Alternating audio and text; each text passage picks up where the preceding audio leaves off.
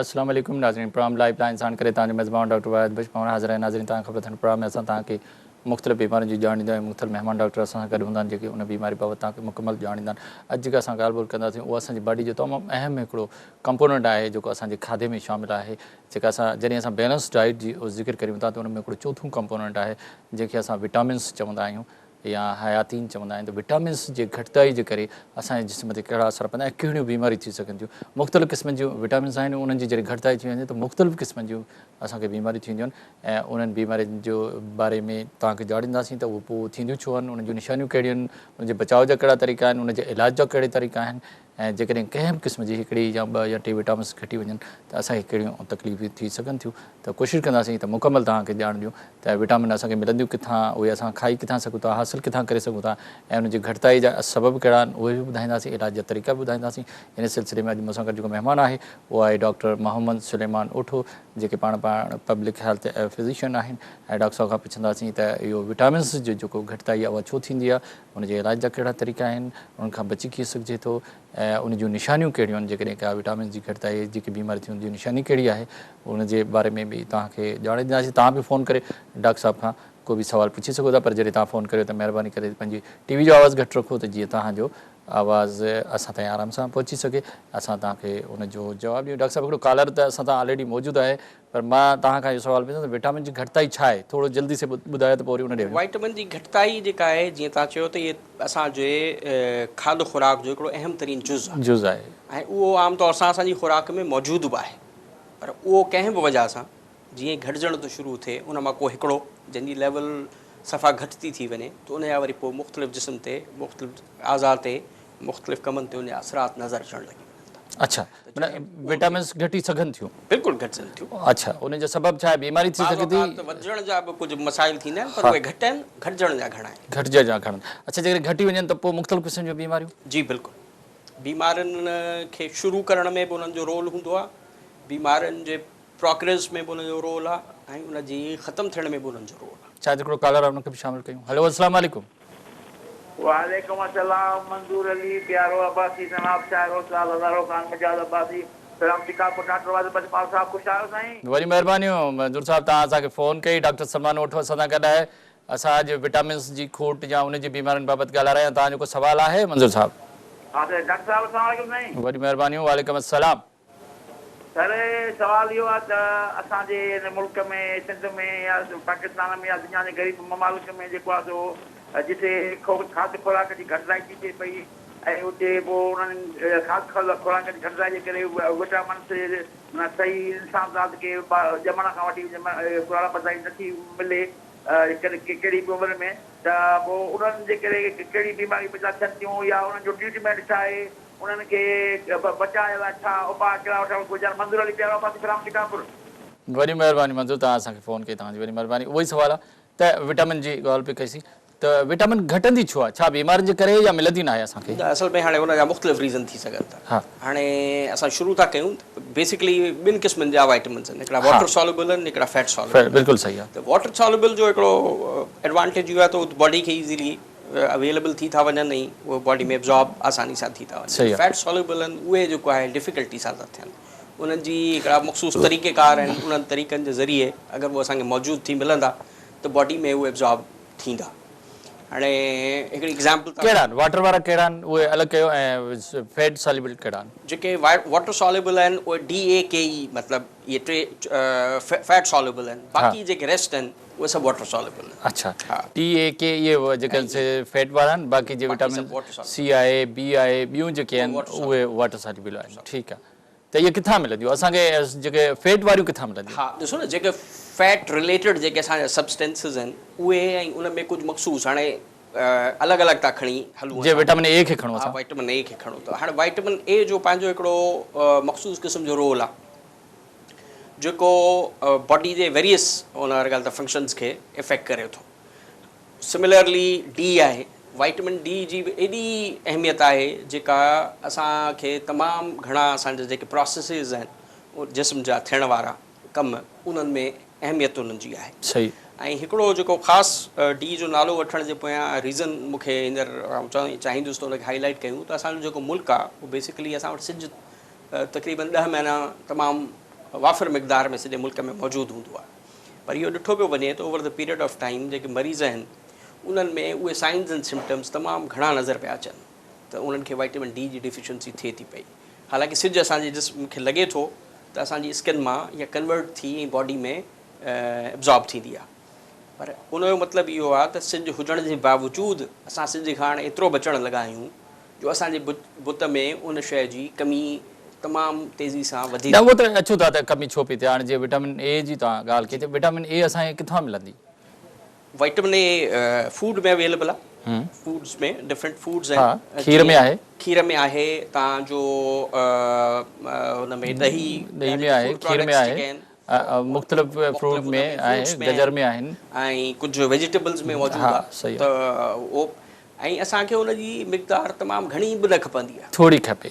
मतिलबु तॾहिं जेका हाणे रीसेंट जेका वर्ल्ड बैंक WHO जी जेका गाइडलाइन आई आहे डायबिटीज़ वारे हवाले सां, उन में इनखे चयो वियो आहे त दुनिया जी वॾे में वॾी एपेडेमिक हाणे डायबिटीज़ आहे। त उन में चयो इहो आहे त 5 सर्विंग्स जेके आहिनि उहे भाॼी ऐं जेको आहे हू हुजणु घुरिजनि तव्हांजा मुख़्तलिफ़ फ्रूट्स हुजनि। ठीकु आहे, 5 सर्विंग्स यानी कि 3 या 4 मुख़्तलिफ़ फ्रूट तव्हां ॾींहं में खाओ ऐं 1 या 2 सब्जियूं ॾींहं में तव्हां ज़रूरु थोरी थोरियूं नंढियूं सर्विंग्स उहे वठो। अच्छा, जेकर विटामिन ए जी घटिताई थी वञे त कहिड़ियूं बीमारियूं थी सघनि थियूं?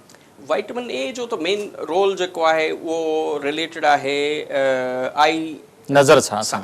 नज़र सां उन में हाणे 2 ॻाल्हियूं आहिनि त जेको आहे उनजी इंटेंसिटी यानी कि उनजी यानी कि रोशनाई जंहिंखे चइजे उन ते बि उनजो असरु पइजी सघे थो। ऐं अगरि उहो ॾिघे अरसे ताईं तमामु घणी थिए त ज़ाहिर आहे एज जो इशू उन में एजिंग बि अचे थी, त उहो 2 शयूं मिली ऐं उहो बाज़ औक़ात सीरियस प्रॉब्लम क्रिएट करे सघनि थियूं। माना जेकर विटामिन ए जी घटिताई त उन माण्हू जी नज़र घटी सघे थी, ॿार जी नज़र घटी सघे थी, ऐं उन सां गॾु जेकॾहिं अञा घटि आहे त उनजे जिस्म जी वाद बि नशो नुमा सुठी न थी। एग्ज़ैक्टली, बिल्कुलु। जेके तव्हांजी सेल बॉन्डिंग आहे उन में बि इनजो रोल आहे विटामिन ए जो। त इन क़िस्म जूं जेके बि शयूं आहिनि उहे तमामु हालांकि माइनर मतिलबु मिक़दार खपे, पर अगरि उहा मौजूदु न आहे ऐं हिकिड़े दफ़ा उहा घटि लेवल यानी कि हिकिड़ी कट ऑफ लेवल आहे, उन कट ऑफ लेवल खां जॾहिं उहा घटि थींदी त पोइ तमामु तेज़ी सां उन बीमारी जा असरात जिस्म ते पवंदा।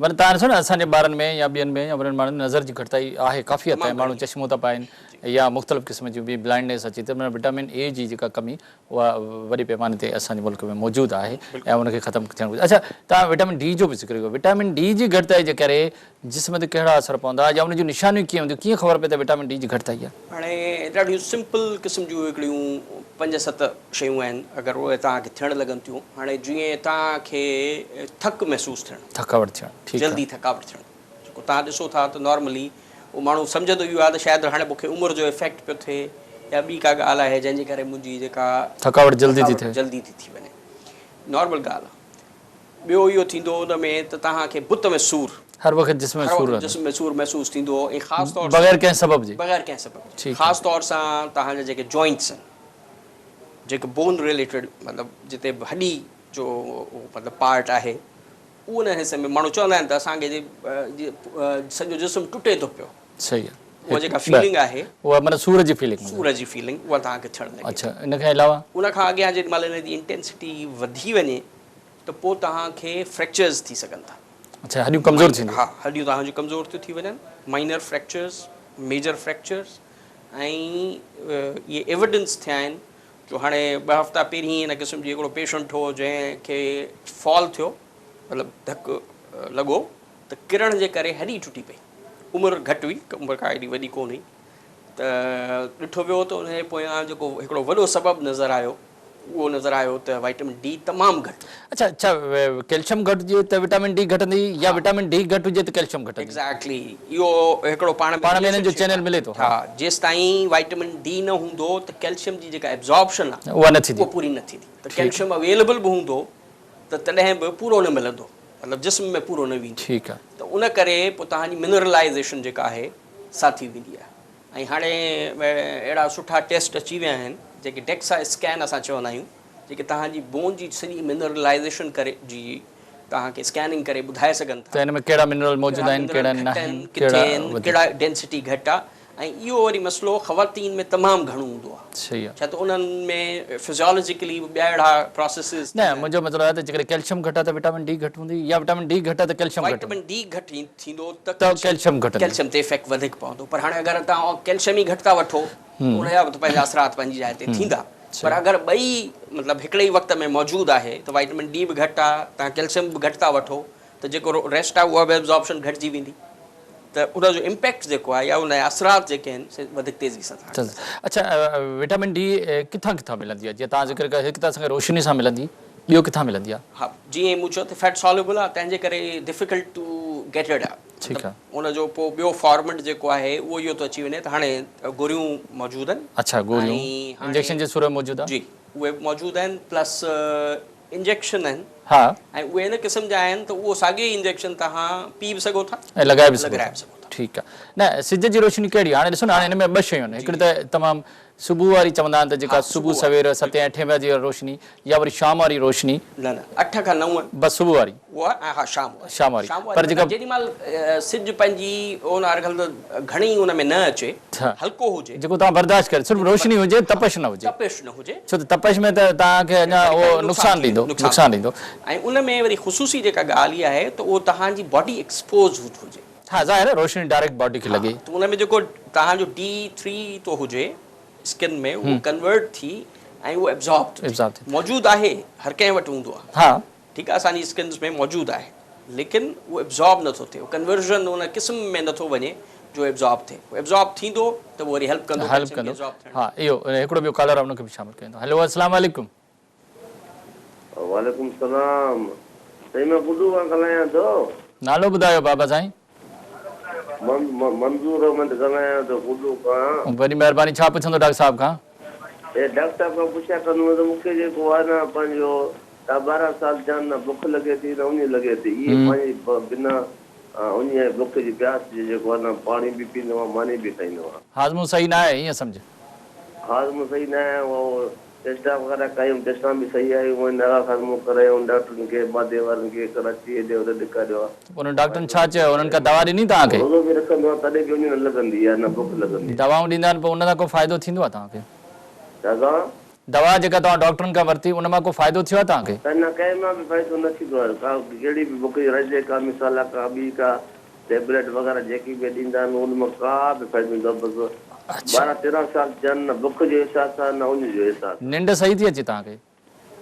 निंड बि राति जो जेको आहे न माना ट्रैंकुलर टेबलेट खाई मां पोइ ईंदी आहे अच्छा कमकार छा कंदा आहियो कमु पावर हाउस में जेको आहे सभिनी पावर अच्छा ठीकु आहे ॿियो को तव्हांखे शुगर का ब्लड प्रेशर अहिड़ी क़िस्म जी का बीमारी आहे ब्लड प्रेशर बि इन टेंशन जे करे या जे करे जेको आहे थी वियो आहे ठीकु आहे तव्हां जवाब ॾिजो वॾी महिरबानी तव्हांजी तव्हां असांखे फ़ोन कई डॉक्टर साहब तमामु टिपिकल सुवालु आहे त डॉक्टरनि खे ॾेखारियो आहे हाज़मे जी टेस्टूं बि कराइनि मूंखे वॾनि शहरनि में हैदराबाद कराची जो बि ज़िक्र कयो हुन पर बुख नथी लॻे बसि ज़ोरी मानी खाईंदो ज़ोरी पाणी पीअंदो आहियां छा इहो को ज़हनी बीमारी आहे हा मुमकिन आहे बिल्कुलु मुमकिन आहे मतिलबु असां अॼुकल्ह जेका मेंटल डिज़ीज़िस आहिनि उन्हनि खे हाणे रिसेंटली जेका हिकिड़ी वर्ल्ड बैंक जी मीटिंग थी हुई उन में हाईलाइट कयो वियो आहे त दुनिया में जेका हिकिड़ी वन ऑफ द बिगेस्ट तमामु घणो असरु विझंदड़ असांजे कम ते जेका बीमारी आहे सा ज़हनी आहे हाणे उहो साइकोसोमेटिक असां हिननि बीमारियुनि खे चवंदा आहियूं त साइकोलॉजिकली ओरिजिन कंदियूं आहिनि पोइ इफेक्ट हुनजो तव्हांखे सोमेटिक यानी की बॉडी ते बॉडी जे कंहिं हिसे ते कंहिं न कंहिं हिसे ते नज़र ईंदो त साईं खे असां माना जेके बुख उञ लॻण जा सेंटर आहिनि उहे सही कमु नथा कनि ईअं दिमाग़ में उहे आल्टर्ड आहिनि मतिलबु ईअं चई सघिजे थो अच्छा ज़ाहिर आहे मतिलबु हे खाइनि पिया हाज़मो त थिए पियो थिए पियो ठीकु आहे पर ॻाल्हि इहा त हिकिड़ो जीअं अर्ज़ थींदी आहे या ख़्वाहिश थिए उहो नथी थिए त हाणे उहो ख़्वाहिश न थियण जे पोयां आम तौर सां जेके वजूहात आहिनि ऐं नॉर्मली जेके हिननि चयो त दवाऊं असां वरितियूं आहिनि त उहे ज़ाहिर जेके फिज़िकल प्रॉब्लम्स हूंदा उन्हनि लाइ त उन्हनि दवाऊं ॾिनियूं हूंदियूं ऐं उन मां बि फ़ाइदो न थियो आहे त असांजी एडवाइस इहा हूंदी त कंहिं अगरि उन ॻाल्हि साइकेट्रिस्ट सां सुठे ज़हनी मर्ज़ जे डॉक्टर खे ॾेखारे पाण बि हिन ॻाल्हि खे उन ॻाल्हि थोरो सो असेस कनि अगरि को अहिड़ो इशू आहे त उनखे उन सां वधीक फ़ाइदो वधीक अच्छा डॉक्टर साहब विटामिन डी ते असां ॻाल्हाए पई त विटामिन डी माना सुबुह वारी जेका रोशनी आहे 8 बजे ताईं उन मां वधीक सुठी मिलंदी 9 बजे ताईं मैक्सिमम अच्छा विटामिन डी जी कीअं ख़बर पए त घटी वई आहे छा हिन का टेस्ट आहे रत जी टेस्ट थिए थी हाँ उन मां असांखे ख़बर पए थी त तव्हांजी मतिलबु हाणे हिन जूं टे असां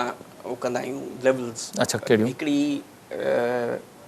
नॉर्मल जेतिरी ज़रूरत आहे उन जेतिरी, ठीकु आहे हिकिड़ी उन खां थोरी घटि, हिकिड़ी सफ़ा घटि। ठीकु आहे इहा जेका सफ़ा घटि वारी कंडीशन आहे त पोइ उन में तमामु ज़रूरी थी वेंदो आहे त तव्हांखे instantly for a period of time replacement मिले।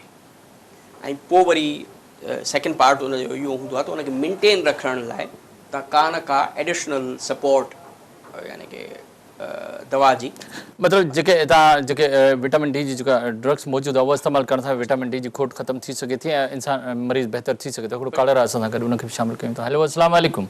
हेलो सलाम वालेकुम। वालेकुम अस्सलाम। साईं डॉक्टर ज़फ़र सियाल थो ॻाल्हायां। सरकार छा हाल आहे? ख़ुशि आहियो? वॾी महिरबानी अदा किथां पिया ॻाल्हायो? हितां असीं कराची मां थो ॻाल्हायां। वॾी महिरबानी। ॿ टे सुवाल पुछणा आहिनि। हिकु त विटामिन ई ऐं के ऐं विटामिन B12 इन्हनि जा सोर्सिस कहिड़ा आहिनि? हिकु त इहो साईं खां सुवाल पुछणो आहे ऐं उन्हनि जी जेका इंसानी जिस्म में केतिरी अहमियत ऐं कहिड़े कमु ईंदा आहिनि। ठीकु आहे। नंबर ॿियो सुवाल साईं खां पुछां जेके जीअं थर आहे ऐं अहिड़ा जेके असांजा एरियाज़ आहिनि डिज़र्ट एरिया जिते जेका ॾुकार पियल हुते कहिड़ी विटामिन आहे जेका लाइफ सेविंग ड्रग आहे माण्हू हुते छा इस्तेमालु कनि की हुनजी विटामिन जेका हुनजी कमी आहे दूर थी वञे? वॾी महिरबानी डॉक्टर ज़फ़र तव्हां असांखे फ़ोन कई तव्हांजी महिरबानी। सर डॉक्टर ज़फ़र सवाल आहे विटामिन ई के ऐं विटामिन B12 मिलंदियूं किथां आहिनि इहे माण्हुनि खे? न हाणे ॾिसो इन में हिकिड़ो त असांजा जेके यूजुअली फ्रूट्स आहिनि हा उन्हनि में तक़रीबन थोरी मिक़दार में इहे सभु थोरी मिली थोरा मिली सघनि था। मिनरल्स बि अच्छा हिकिड़ी ॿी वरी हिन में एडिशनल शइ जेका मिनरल्स आहिनि उहे बि इम्पॉर्टेंट आहिनि। सही आहे। हाणे जीअं असां फॉर एग्ज़ाम्पल ॾही जी ॻाल्हि कई त उन ॾही में उहे मिनरल्स ॾाढा मौजूदु आहिनि त उहे तव्हांखे अञा उहो ज़हनी दबाव जेको आहे घटि करण में मदद कनि था। ऐं वाइटामिन के जी जीअं हिननि ॻाल्हि कई त जेको आहे बीटा कैरोटिन यानी कि जेका कैरेट्स आहिनि उन में मिली सघे जेको आहे न ही सोर्स वधीक आहे। ऐं ई सां इशू तव्हांजे स्किन रिलेटेड जेके प्रॉब्लम्स आहिनि उहे एनहेंस था थियनि त तव्हां ई जेॾी महिल ऐं प्लस हुन में हिकिड़ा ॿिया बि काफ़ी सारा ह्यूमन रोल्स आहिनि। मेल्स में हुनजो ॾाढो हिकिड़ो फर्टिलिटी ते इम्पॉर्टेंट रोल आहे। ठीकु आहे। ई जो ऐं जीअं ज़िंक आहे उनजो हिकिड़ो तमामु इम्पॉर्टेंट रोल आहे। विटामिन B12 जेका आहे उहा असांखे हुन में जेके किथां मिली सघे थी? B12 असांखे जेको आहे उहो फ्रूट्स में मौजूदु आहे। ठीकु आहे। ऐं उन में हिकिड़ो सप्लीमेंट तौर ते सभु मौजूदु आहिनि। बादामियुनि में मिली सघे थी तव्हांजो हू आहे मतिलबु इहे मिली। अञा हिकिड़ो सवाल डॉक्टर जो रहे थो उहो वरी पुछूं था। हिकिड़ो कॉलर उनखे शामिलु कयूं था। हेलो अस्सलाम वालेकुम। हेलो अस्सलाम वालेकुम। जी वालेकुम अस्सलाम। जी मैं मुस्कान बात कर रही हूँ नुसरत रोड से। जी क्या पूछेंगे डॉक्टर साहब से? जी मेरी अम्मी की तबीयत सही नहीं है। उसके जो लेफ्ट साइड है ना उसके जो दर्द बहुत होता है लेफ्ट साइड पीठ पे और जो है गर्दन है उस पे क्या है? हेलो जी जी दर्द होता है गर्दन साइड से। अच्छा लेफ्ट साइड है वो जो आधा सर होता है उसके। ठीक है तव्हांखे जवाब ॾींदो। वरी महिरबानी तव्हां असांखे फ़ोन कई। डॉक्टर साहब सम्झो तव्हां सवाल? अधु मथे में अधु साइड में लेफ्ट साइड ते सूर बि थिए थो ऐं छा दिलि जी तकलीफ़ आहे या मिग्रेन छा? ॾिसो इहो मुमकिन आहे रेफर्ड पेन कंहिं वजह सां थींदो हुजे या वरी पोइ मिग्रेन हिकिड़ो इशू आहे जेको प्रोबेबली कार्डिक प्रॉब्लम बि थींदा आहिनि। कार्डिक प्रॉब्लम बि ज़ाहिर आहे उन जी साइड ते त हाणे वी नीड टू उनखे उहो करिणो पवंदो। कंहिं डॉक्टर खे ॾेखारिणो? हा कंहिं डॉक्टर खे ॾेखारे ऐं घटि में घटि इहो पहिरीं अश्योर करे वठनि मसलो कहिड़ो ऐं कहिड़ी बीमारी पोइ हुनजो इलाजु थी सघे थो। अच्छा सर थर जी जेका ॻाल्हि कई डॉक्टर ज़फ़र त उते कहिड़ी विटामिन्स ॾियनि जो वधीक माण्हुनि खे सपोर्ट मिले? ॾाढी डॉक्टर साहिबु इम्पॉर्टेंट ॻाल्हि कई आहे। हिकिड़ो कॉलर आहे पहिरीं उनखे शामिलु कयूं था। हेलो अस्सलाम वालेकुम। वालेकुम सलाम। जी साईं केरु था ॻाल्हायो किथां? डॉक्टर सनाला पिया ॻाल्हायां घोटकी मां। वॾी महिरबानियूं डॉक्टर सनाला। डॉक्टर सलमान असां सां गॾु छा पुछंदो? हा सर त हिकिड़ी तजवीज़ बि आहे मालूमात बि वठंदासीं। वॾी महिरबानी। ख़ुशी थींदी आहे। मां अवांजो प्रोग्राम अक्सर दिलचस्पी सां ॿुधंदो आहियां। वॾी महिरबानियूं वॾी महिरबानी। हाणे डॉक्टर साहिब खां इहा गुज़ारिश आहे जीअं विटामिन डी जे हवाले सां ॻाल्हि कयूं पए या विटामिन ए जे हवाले सां मां इहा गुज़ारिश कंदुमि त थोरो उनखे तफ़सील सां बयानु करे त जीअं जेके असांजा ॿुधंदड़ आहिनि न उन्हनि खे वधीक मालूमात थी वञे। ॿियो सिंध टीवी जे हवाले सां जेको मेज़बान डॉक्टर साहिबु आहे उनखे गुज़ारिश आहे जी त इन अहिड़े क़िस्म जे प्रोग्राम जो टाइम वधायो वञे। तमामु भलो प्रोग्राम आहे ऐं इहो इन जा जेके डेज़ या टाइम इन जो माना वधायो वञे तीअं मालूमात थिए ऐं इनखे आसान ॿोलीअ में माना बयानु कयो वञे।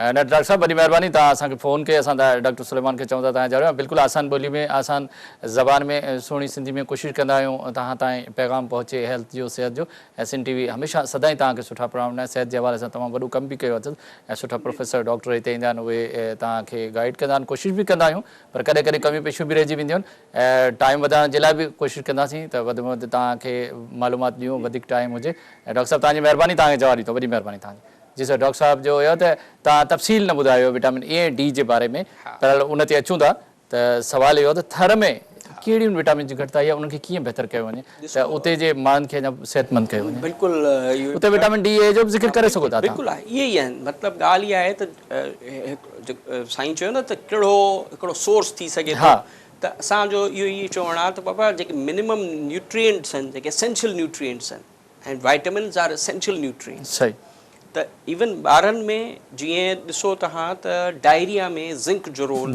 वॾो आहे तमामु एस्टेब्लिश थियल आहे ठीकु आहे उतां साइन भाॼी न मिली सघे थो एक्ज़ैक्टली साई भाॼियूं तव्हां मतिलबु जेके बि अवेलेबल हुजनि प्लस उहा ई ॻाल्हि त अगरि प्रॉपरली तव्हांजी ग्रोथ मेजरमेंट थिए पई त असांखे आइडेंटिफाई थी वेंदो आहे त किथे किथे मतिलबु जेको कुझु उते थर में मौजूदु आहे मुर्गियूं आहिनि 50 ज़ाती खीर आहे माल आहे सावियूं भाॼियूं आहिनि उन्हनि मां फ़ाइदो वठी सघिजे तमामु सुठो सुठी शइ सोर्स थी उन मां तमामु फ़ाइदो वठी सघंदा ऐं ॿाहिरां वठी बि इस्तेमालु करे सघंदा वाइटामिन जी एडिशन वारी जेका सपोर्ट वारी ॻाल्हि कयूं त जेके बि हिकिड़े मल्टी वाइटामिन जी जेका असांजी आहे टैबलेट्स आहिनि उहे इस्तेमालु करे सघजनि उहो दवा इस्तेमालु करे उहो इस्तेमालु हिकिड़ो कॉलर ॿियो बि असां सां गॾु हेलो अस्सलाम वालेकुम वालेकुम अस्सलाम साईं केरु अदा केरु साईं रज़ाउल मगरिब ज़ले कशमोर गलत वॾी महिरबानी छा पुछंदो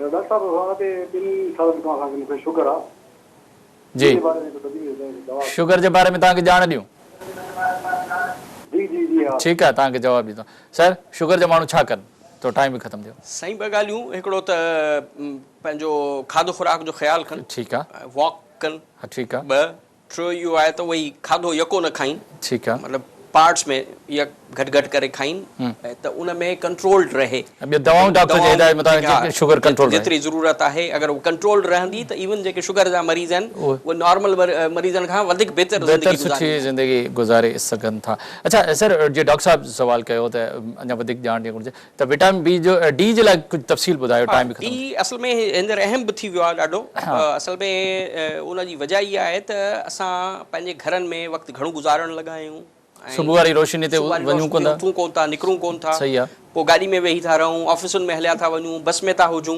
त उन करे असांजो सन एक्सपोजर तमामु घटि थी वियो आहे ऐं विटामिन D जी घटिताई आहे असांजी एपिडेमिक वांगुरु मतिलबु इहो पियो थिए त असां मरीज़नि खे जिन खे रीसेंट टाइम्स में उहो करायूं था त ईअं सम्झो त को 80-90% माण्हुनि में विटामिन D जी घटिताई नज़र पई थी अचे त हाणे इन ते असां स्टडी डिज़ाइन कई आहे प्रॉबेबली असां फ्यूचर में विदिन 6 months इनशाला उनखे करे वठंदासीं ऐं ताकी असां वटि एम्पेरिकल एविडेंस अची वञे ऐं पोइ असां रिकमेंड कयूं प्रॉबेबली पंहिंजे उन ॻाल्हि हेल्थ जे इदारनि खे त हू इनखे पंहिंजे सिस्टम में माण्हुनि खे प्रिस्क्राइब अच्छा डॉक्टर साहब जेके बि विटामिन्स आहिनि विटामिन A आहे E आहे K आहे या जीअं तव्हां ॿुधायो D आहे या विटामिन B12 आहे उनजो सॼो ग्रुप आहे B12 इन्हनि सभिनी सॼो ग्रुप आहे अच्छा इन्हनि जी जेकॾहिं घटिताई आहे छा उन्हनि सभिनी बीमारियुनि जो इलाजु मौजूदु आहे ऑलमोस्ट सभिनि जो आहे सभिनी जो आहे उहा विटामिन डी उनखे ख़तमु करे सघे विटामिन डी ऐं अगरि उन जा को इफेक्ट्स थिया आहिनि त उन्हनि इफेक्ट्स खे काउंटर करे सघे थो को अहिड़ो कोन्हे त तव्हां सम्झो था विटामिन्स जेके असांजे खाधनि में शामिलु हुअणु घुरिजनि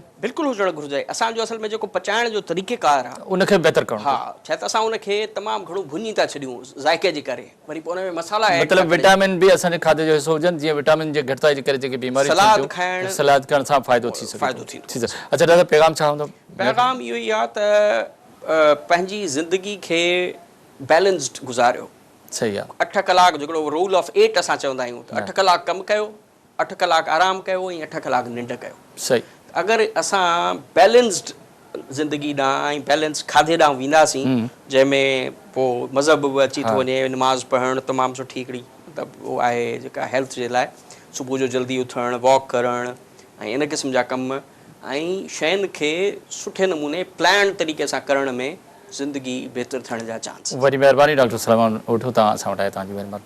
नाज़रीन डॉक्टर मोहम्मद सुलेमान उठो असां सां गॾु जेको असां खाधे पीते जो तमामु वॾो हिसो आहे विटामिन्स जी घटिताई जे करे जेकी बीमारी थींदी आहे जिन विटामिन जे करे थियनि थियूं उन बारे में ॾाढी ज़बरदस्त असांखे ॼाण ॾाढो ज़बरदस्त चई त बैलेंस तरीक़े सां ज़िंदगी गुज़ारियो साफ़ु सुथिरो ऐं बैलेंस ग़िज़ा वठो ऐं जेकॾहिं असां इन्हनि तरीक़नि ते अमल कयो त असां बहितर ऐं सुठी ज़िंदगी गुज़ारे सघूं था। खाधनि जे खोट जे करे जेके बीमारी थियनि थियूं या उन जे वध जे करे जेके बीमारी थियूं उन्हनि खां बची सघूं था ऐं असांजी ज़िंदगी तमामु बहितर ऐं सुहिणे नमूने सां गुज़री सघे थी। इन ते प्रोग्राम लाइव लाइन जो वक़्तु पूरो थियो। पंहिंजे मेज़बान डॉक्टर वाहिद बशपावर खे इजाज़त ॾींदा। अल्लाह हाफ़िज़।